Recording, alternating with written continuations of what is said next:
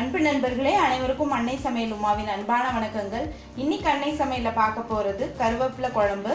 வாங்க எப்படி செய்யறதுன்னு பார்க்கலாம். கடையில் தேவையான அளவு எண்ணெய், முதல்ல 1 டீஸ்பூன் கடலைப்பருப்பு, 2 டீஸ்பூன் தனியா,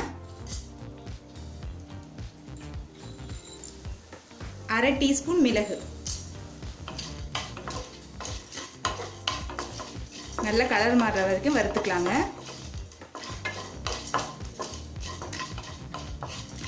இப்போ கடலைப்பருப்பு கலர் மாறிடுச்சு. அடுத்தது 7 காஞ்ச மிளகாய் சேர்த்துக்கலாம். உங்களுக்கு காரத்துக்கு தகுந்த மாதிரி கம்மியாகவோ இல்லை அதிகமாகவோ போட்டுக்கோங்க. ஸ்லோலே வச்சு கலர் மாறாத மாதிரி வறுத்துக்கோங்க.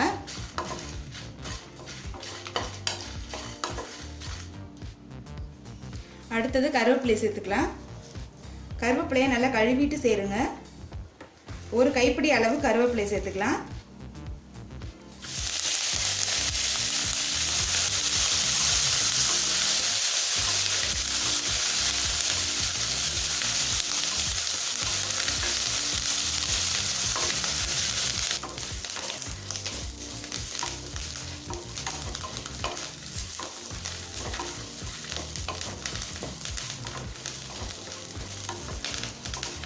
கருவேப்பிலை நல்லா பச்சை வாசனை போகிற வரைக்கும் நல்லா வதக்கிக்கோங்க.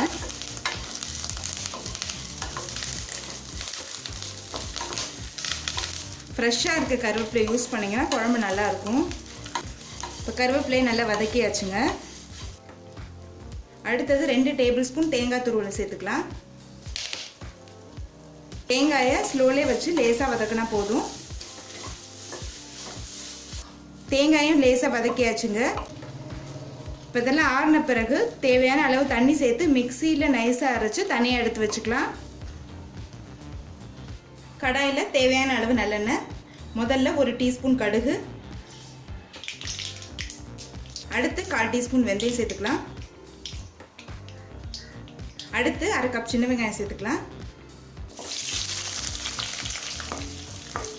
நீங்கள் விருப்பப்பட்டால் சின்ன வெங்காயத்துக்கு பதில் ஒரு பெரிய வெங்காயம் போட்டுக்கோங்க.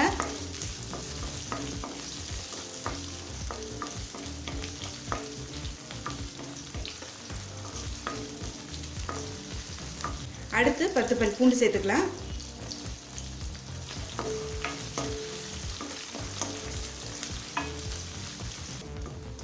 இப்போ சின்ன வெங்காயம் நல்லா வதங்கிடுச்சுங்க.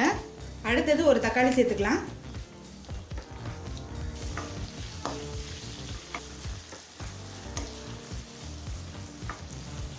தேவையான அளவு உப்பு சேர்த்துக்கலாம்.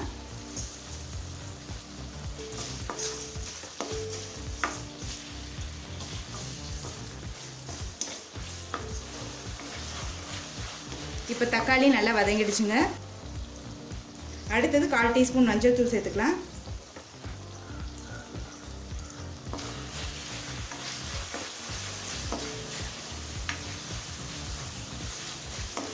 அடுத்தது நம்ம மிக்சியில் அரைச்சி வச்சிருக்க விழுதை இதில் சேர்த்துக்கலாம்.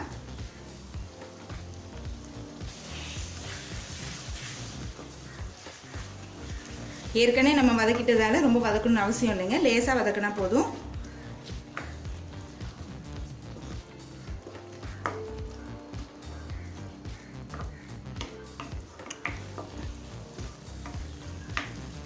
ஒரு நிமிஷம் வரைக்கும் வதக்கிக்கலாங்க, போதும்.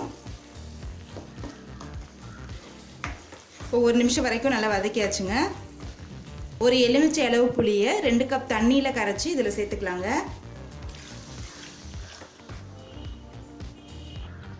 இப்போ ஒரு 5 நிமிஷம் ஸ்லோலே வச்சிடலாங்க. இப்போ 5 நிமிஷம் கழித்து பார்த்தீங்கன்னா குழம்பு நல்லா திக்காயிடுச்சு. நம்ம ஊற்றின எண்ணெயும் மேலே வந்துருச்சு. இப்போ கருவேப்பிலை குழம்பு சர்வ் பண்ணிடலாங்க. இப்போ சுவையான கருவேப்பிலை குழம்பு ரெடி ஆகிடுச்சு. ரெசிபியை ட்ரை பண்ணி பாருங்கள், கண்டிப்பாக உங்களுக்கே பிடிக்கும்.